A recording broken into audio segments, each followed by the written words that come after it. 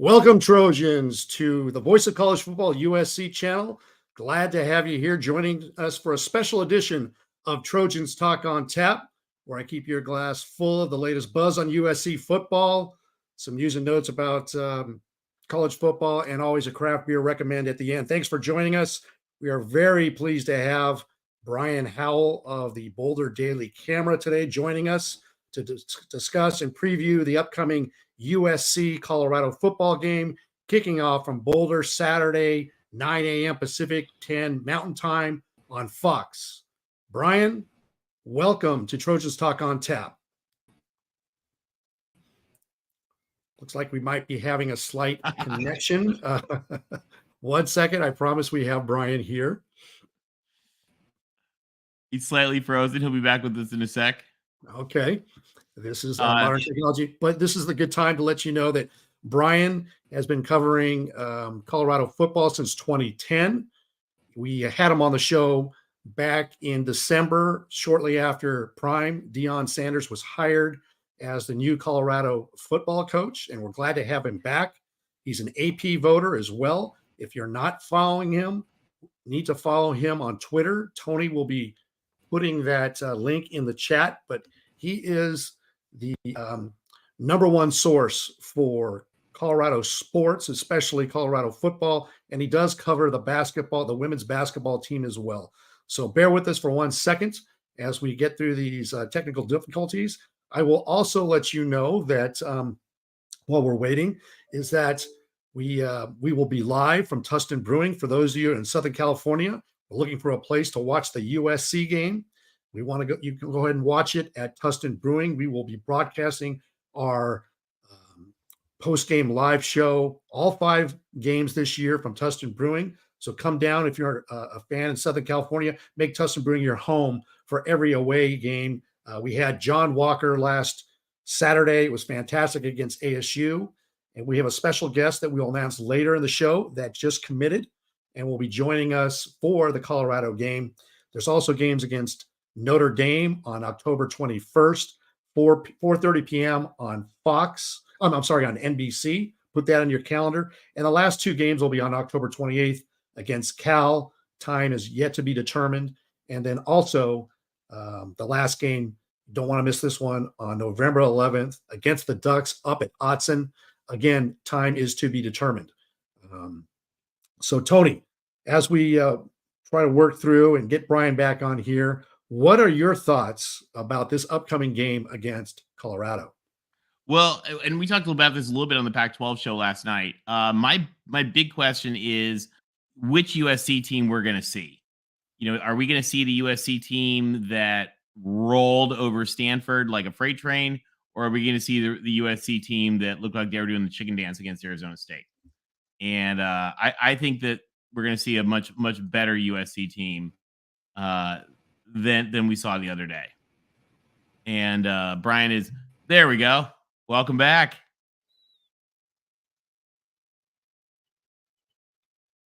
Brian, frozen again. Brian, can you hear us?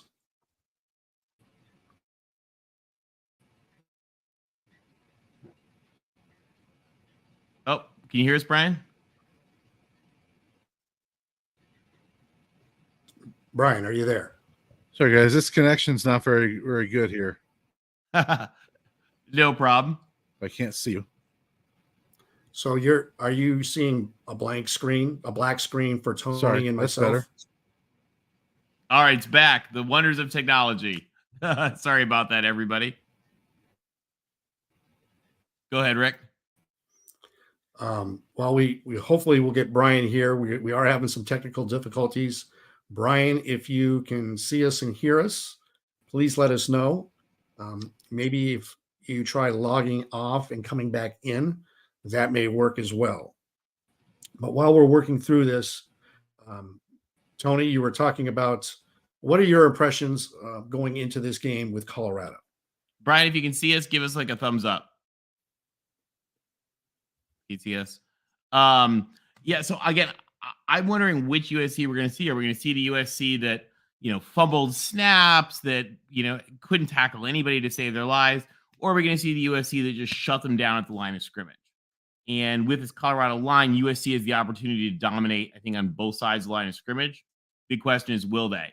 And not just what'll happen before they get to the line of scrimmage, but what'll happen after they get to the line of scrimmage. So, certainly the USC defense has played fairly well this season. They had their usual hangover in the desert that all Pac-12 teams tend to have. Oh, we lost Brian again. But it definitely we'll see what we get. And again, I think they're going to probably roll solidly. I think Colorado is going to be ready to go, though. I don't think Colorado is going to let what happened last week happen again. So I think Colorado is going to play respectably. I think they're going to play tough. They're going to play strong. They're going to play smart. They're well coached. They're well prepared. I mean, their offensive coordinator was a successful head coach. So they know what they're doing. And Coach Prime, people forget that as a player, as a coach, he's always been the most prepared person in the room. And I think he's going to have him ready for us. So the question is, will we rise to the occasion like we need to?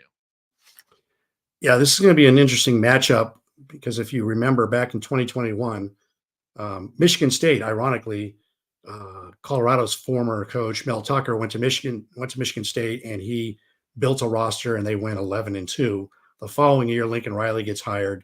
He redoes the USC roster, and then this year, Prime Deion Sanders basically just created a whole new roster with close to 80 new scholarship players and transfers. So rebuilt the roster, and everybody was surprised that they started off 3-0, and they came back to earth a little bit going to Oregon, and they just didn't have the depth.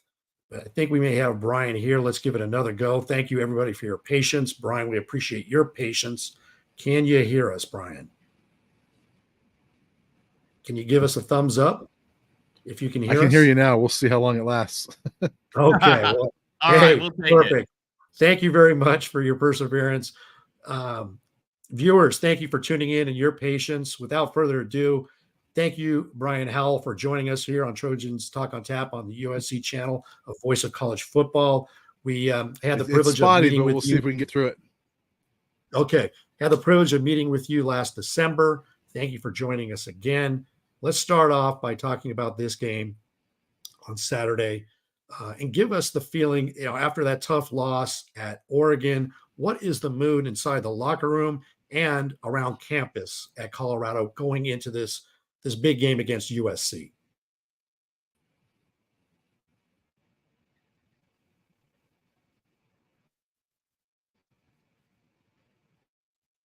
Oh, did we freeze up again? Brian? Yeah, I mean, all season long, just with what Coach Sanders has done for this program off the field, all the sellouts. This is the first time in CU history they've sold out the entire season. And so that right there is insane.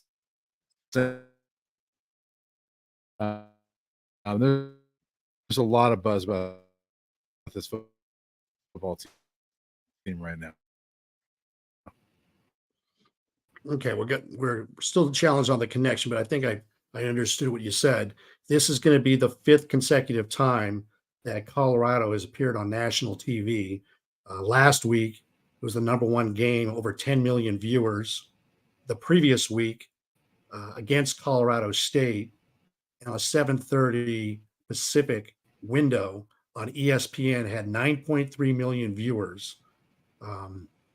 So tell us, what do you anticipate this game being on a national scale?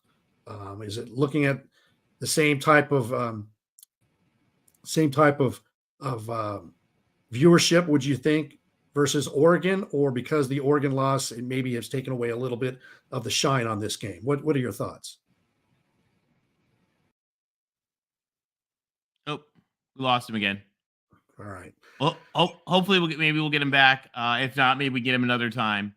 Yeah. I tell you, I was looking forward to hearing from him how he crafts his AP ballot. What factors he weights and how that differs from some of the other AP voters. Ralph, who runs the AP vote program, has talked a little bit about how different all the voters are, and I'd be fascinated to hear how his is, because his is always pretty good. Like they rate. I don't know if you guys look at the AP voters or not, but they rank them in how much they vary relative to the rest of the AP. So when you see the people at the top, that means they're close to the rest of the ballot.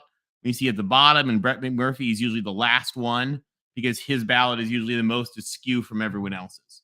So I'd be, Brian's is always like really good and really solid, sort of in the middle there. So I'd love to hear from him how he crafts it. But if they got some bad internet in Boulder today. Hopefully the Fox folks, when they're broadcasting the game, will be in better shape. Here's what we're going to do. Viewers out there, appreciate your patience. We obviously have a bad connection. I've just emailed Brian to see if he can give me a call on my cell phone, and we will try to get his audio. All right. We're going to try to do the best we can here. So, Tony, you and I kind of like the game last week. We kind of fumbled earlier in the game, but we're making adjustments, in-game adjustments to address the fumble. I would say it's more like when Arizona State had the Haboob sandstorm, that surrounded the stadium, and that poor game ended at 5 in the morning or 6 in the morning on the East Coast after the Haboob storm engulfed Sun Devil Stadium. So we got whatever technical difficulties we've got here with internet in Boulder. Hopefully we'll get Brian on one way or another. If not, maybe he could rejoin us in a little bit, because that would be a fascinating thing to hear from and learn from. And if you guys aren't following Brian on Twitter, aren't following Buff Zone, there's really nobody better at covering Colorado, nobody than Brian. He is the master of all things CU. So we were really blessed that he was able to talk to us today, and we can shake our fists at the internet gods for giving some adventures. I'm just glad it's not my internet for once. Well, yes, I was thinking the same thing. It's usually mine, but I think we'll get him on here in just a second. But just to let the viewers know, it's pretty remarkable that if you take a look at the last 4 weeks, they have over 35 million viewers in their 4 games. To give you an idea, Colorado played 80 games from 2016 on before Deion Sanders was hired. That's 7 years. There was the short COVID year where they played 6 or 7 games. But in those 7 years, those 80 games, they would have to average a little over close to 450 viewers a game, 450,000 viewers a game, which I don't think they would have over the course of those 80 games. So take a look at what Neon Deion Prime has done for the University of Colorado, for college football, for Fox, for ESPN. In 4 games, 35 million viewers. And I don't think they would have broke that in the 80 games 7 years previously. So it's just unbelievable what he has done there and what he'll continue to do. And you take a look at the roster formation. Oh, we got Brian back. We'll try it one more time, Brian. If not, maybe you can call me on my cell phone and we'll connect the audio. But we appreciate your patience, your perseverance. How are we doing? Well, I'm trying this on my phone now, so we'll see if that works. Computer. Is this better? Perfect.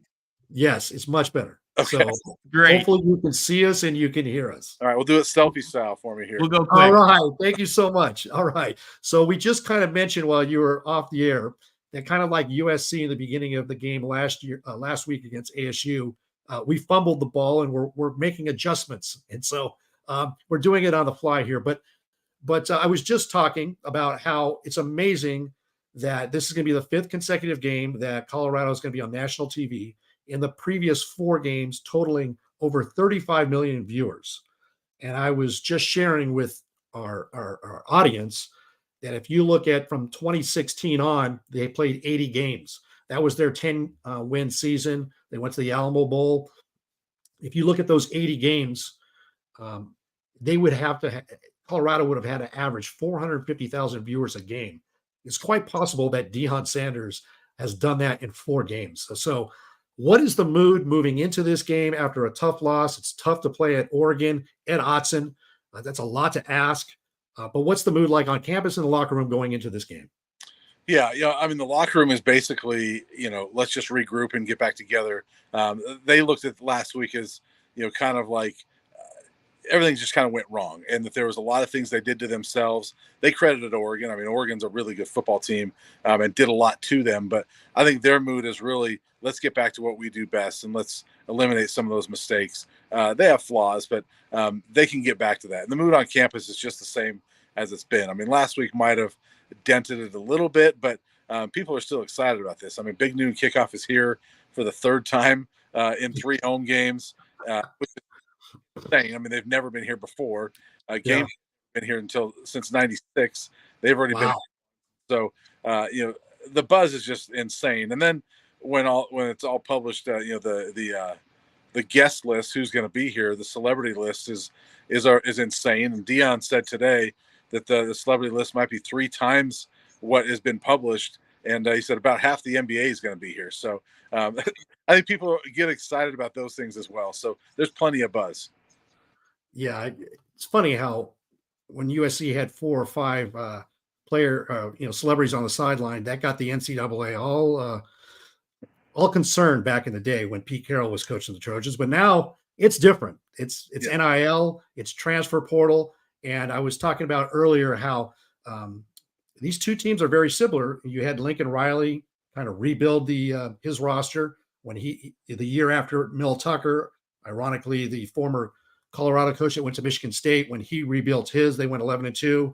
Lincoln Riley takes a team, goes from a 4-8 to 11-3, gets to the Pac-12 championship game, close to a college football playoff. And then you see Prime just take it to a whole nother level. And I think the interesting similarity is Lincoln Riley had a proven quarterback in Caleb Williams. And obviously Shedeur Sanders comes with his dad. A lot of questions is, hey, can he do this at this level, leaving the FCS Jackson State? So what is your impression on the roster rebuild with Colorado? Yeah, there's some similarities as like sheer numbers. The differences between what Mel Tucker and Lincoln Riley did is that they had much to work with to start. Their foundations were much better than what Colorado had when Deion Sanders took over. Their rounds are going to be dramatic. I mean, Colorado's not going to win 11 football games.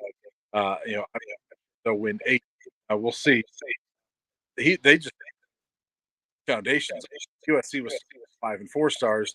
Colorado was 3 and 2 stars. So, and then they got rid of all. So, but the similar quarterback is impactful because Lincoln deep relationships from Oklahoma and Shedeur because they're father and son, and they know each other.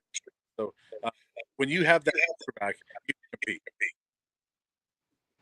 Yeah, exactly. And it's unfortunate that Travis Hunter sustained that injury in the Colorado State game. We hope that he heals completely and is back on the field, because that is an outstanding player. And then we also understand that Shiloh Sanders, Prime's other son, was dinged up in the game against Oregon. What is his status? Not sure of his stats. They film everything here in Colorado. So there just happened to be a video that came out Sunday where Shiloh gets on the plane and says that he was urinating blood, and that he would go to the ER. We don't even know what the ER is, but Deion did tell us that he's prayerful that Shiloh will be able to play this week. And so we don't know if he'll be or not. And so we'll find out Saturday morning in warm-ups if Shiloh actually be out playing. But they need him because without Travis Hunter, you've lost your best player on offense and defense, and then Shiloh, their big hitter on defense. So have to have him. So if they're missing both of them, then Caleb Williams is already going to have a big day. But if you're missing both of them, that could be lights out for Colorado. Well, one of the challenges too is that Colorado struggled running the ball and defending the run, and that could be a reason why Shedeur has been pressured. I believe he's been sacked 22 or 23 times, and he's probably been hit close to 50 times. So I understand that Alton McCaskill, the transfer running back, who was hurt and is recovering, actually got some playing time late in the Oregon game. In addition to him, what other, and Dylan Edwards, what do you see possibly helping this running game against USC in this game? Yeah, start Um, you know, got away from them, but they have fully committed to them. They have pretty good. McCaskill wasn't really until last week. Getting him a bit late, good. He had not played in 2020, and so to get off of him last week, good going forward. They brought him in. I mean, he was the American freshman of the year, and so I'm curious to see if ready that workhorse.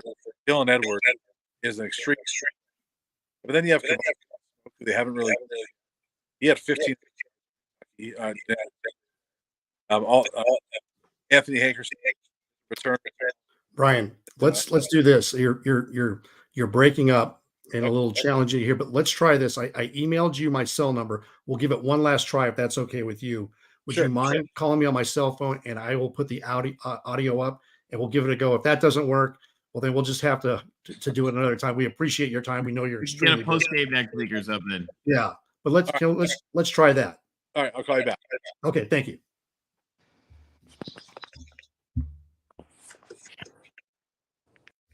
So hold tight with us. We're trying to make adjustments here. We appreciate everybody's patience. Thank you, Michael Brown. Yes, we do understand that every other word was hard to hear. We appreciate your patience and your comments, and hopefully we can, one last effort here, we can get Brian on the line because he's got a lot of great things to say, as you can see. Here we go. Brian, are you there? Yeah. Okay, so we're gonna give it one more go. I'm gonna hold up the phone to the my microphone over here, and we'll give it a go. Improvisation, guys. Welcome back, Brian. Can you hear us? Yes, I can. Can you hear me? Okay. How about viewers in the chat? Can we hear Brian? Let us know, because we can hear you. Okay. Good. All right. So I'm sorry. I was talking about Alton McCaskill in the running game.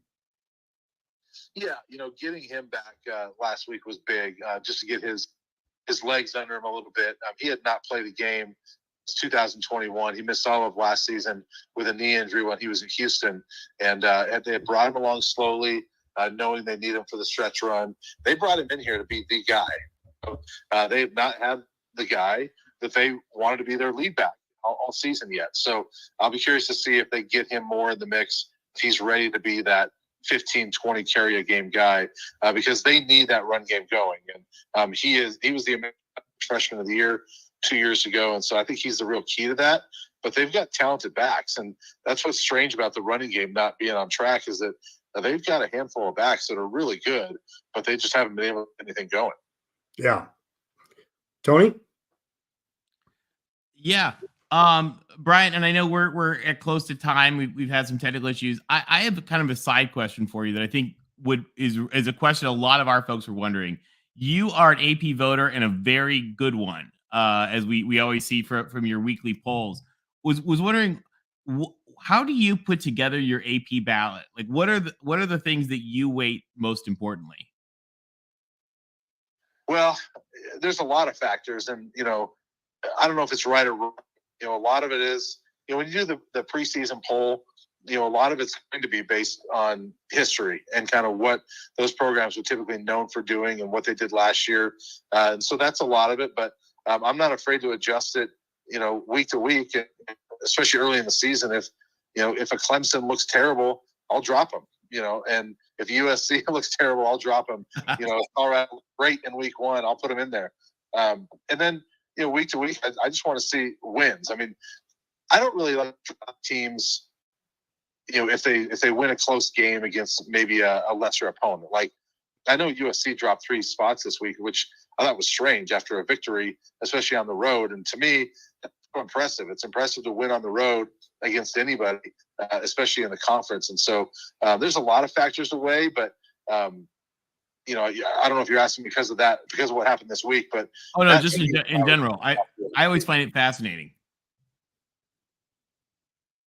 Yeah, it's certainly week to week, and it's hard because I left Colorado in at 25, and they actually fell out of the poll this week. But there's really about 15 or 20 other teams that could make a case for being in those last 5 spots, and so this early in the season, there's a lot of teams that are looking pretty good, or at least have a good record, and so it makes it tougher early in the season.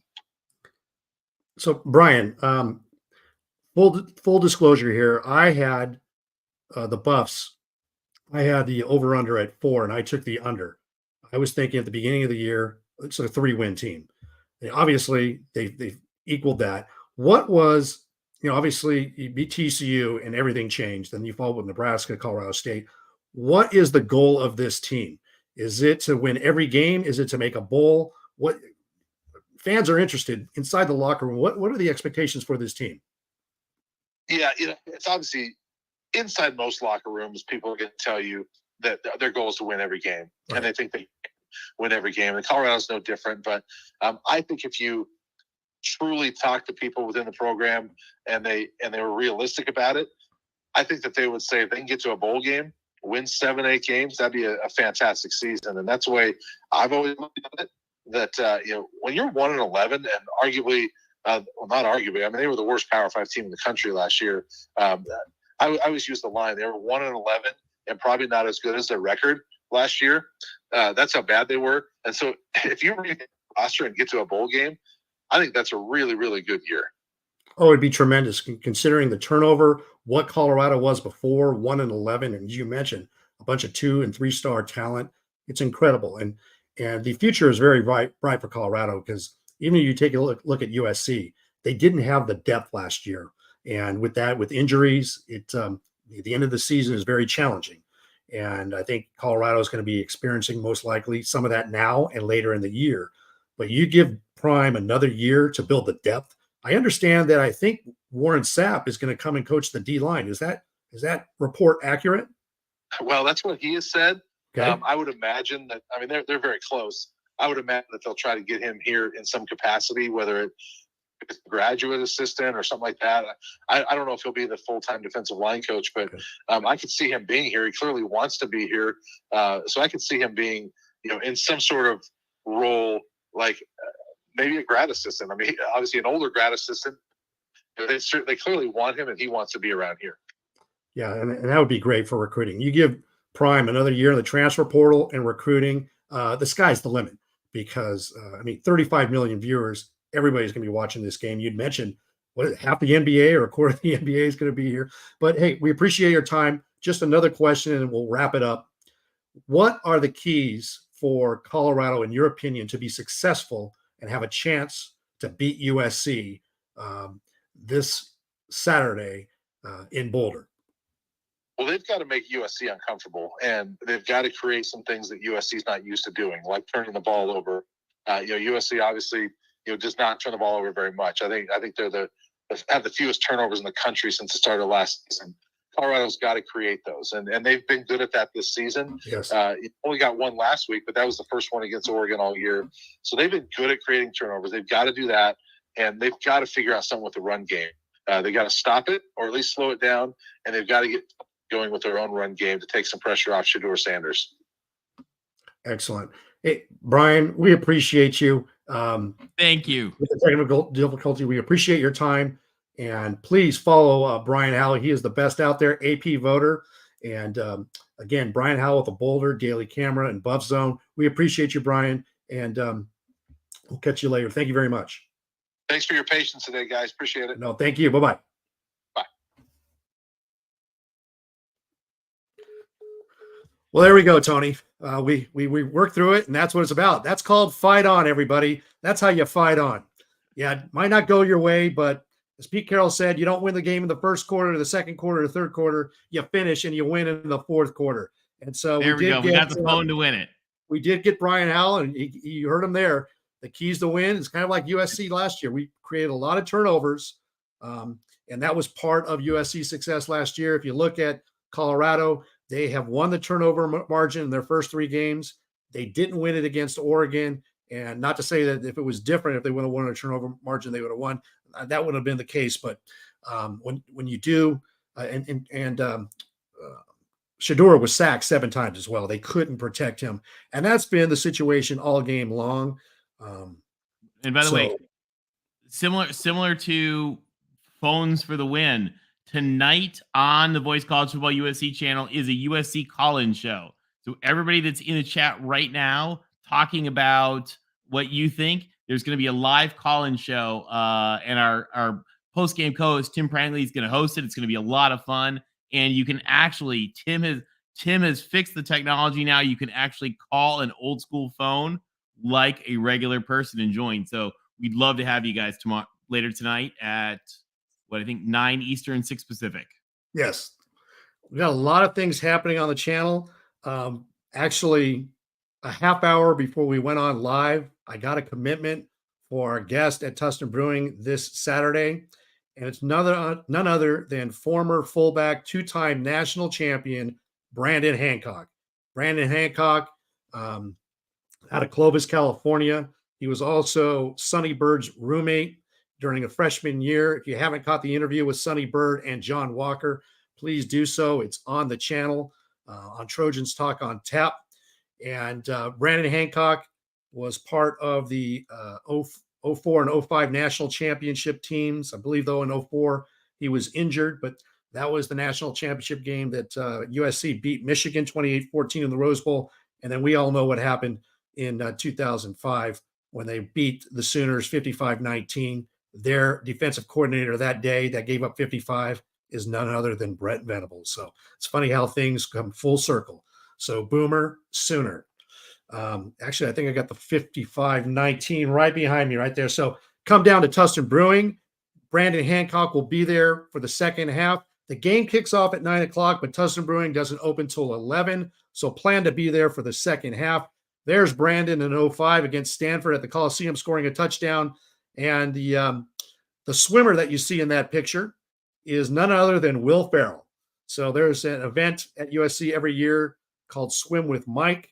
And Brandon was there interviewing Will Ferrell at that event. So we're excited to have him. He'll be part of the USC postgame live. So those of you that are out there viewing and are loyal viewers to our postgame show, he will be with me live from Tustin Brewing immediately after the game for 20 to 30 minutes.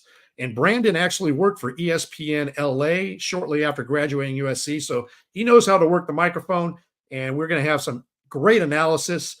The game will probably end about 12:30 Pacific, and then we'll be on shortly thereafter. But again, come down for the second half. Tustin Brewing will open at 11 o'clock Pacific. This is an unusual 9 o'clock start. So we look forward to seeing you down at Tustin Brewing and watching USC play this game against Colorado. It should be a lot of fun. Tony, if there's ever a reason why they should subscribe to the channel, why don't we let them know? All right, guys, this channel right now is right. We need a favor. We need a favor on behalf of the Voice of College Football community, guys. Even if you're not a Trojan, whatever, if you're part of the Voice of College Football community, we need a small favor from you. Right now, we are trying to get over 4,000 subscribers. We're on the edge. We were like, I don't know, 5 away or something a few minutes ago. So if you guys could, I know everybody always says like and subscribe, like and subscribe. This gives us a milestone here. This is the fastest growing channel in the Voice of College Football community. So if you guys could just take 1 minute, give this video a like.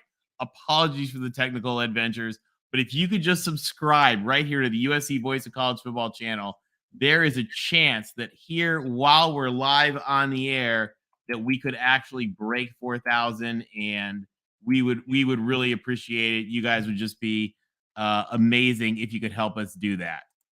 So anybody, if you, like I said, if you're not subscribed, if you could, it would make all the difference. If you have a second YouTube account, just come on, just switch over, give us a little subscription right there. It'll make all the difference in the world. We want to send Tim Prangley today live with 4,000 subscribers. I know Absolutely. we're sounding like Jerry Lewis here, but we can do it. We can do it. That'd be great. And I'm actually going to celebrate. This is Thursday. I always end my Trojans Talk on Tap with a craft beer recommend, because life's too short to drink bad beer. USC has invested in its football program and upgraded it with Lincoln Riley, and you should too. So if you drink yellow fizzy beer, you know why? It's not about quantity, it's about quality. As we get a little bit older, we enjoy the better things in life. You know, you could be one of those former supporters of those average USC teams, or you can be a supporter of Lincoln Riley and the team we have now. So this is the part of the show where I end, and I'm going to do a craft beer You recommendation. did it, Rick. What's that? You guys did it. You Oh, guys did we do did it? it. You guys got the channel to 4,000 subscribers. There we go. So this is going to be a celebration you. here as well. Okay, it's Oktoberfest time, so only appropriate for me to give you a recommend on a great brewery out of Claremont, California. And Southern Californians will know that Claremont, California is located approximately 45 miles east of downtown LA. It's in a college community where there's Claremont, McKenna Mudd, there's Pomona Pitzer, some great schools. Cal Poly Pomona is just down the street. But Claremont beer was started in 2012. They've won 7 medals at the Great American Beer Festival, which was last week, and in six consecutive years. They just won a gold medal for their triple IPA last week, but this is their Oktoberfest offering. It's called Fest Beer. It's a German-style lager, 5.5% alcohol by volume, and we are going to go ahead and celebrate 4,000, and I'm going to give you a quick review on this beer, again, from Claremont Craft Ales. Cheers, LBC. And most importantly, cheers to you guys. Thank you all for joining us on this show, on the post games. Thank you for sorting through internet shenanigans and everything else. We really appreciate you guys, all part of the Trojan family, and for all of you guys that are part of the broader Voice of College Football community. Oh, this is unbelievable. Very well balanced. 5.5%. It's a lager, German-style lager. And this would go great with brats, any type of sausages you're grilling for your tailgate or your Oktoberfest party. But consider good craft beer, upgrade your game, and fight on, beat the Buffs. Beat the Buffs. We'll see you guys all soon.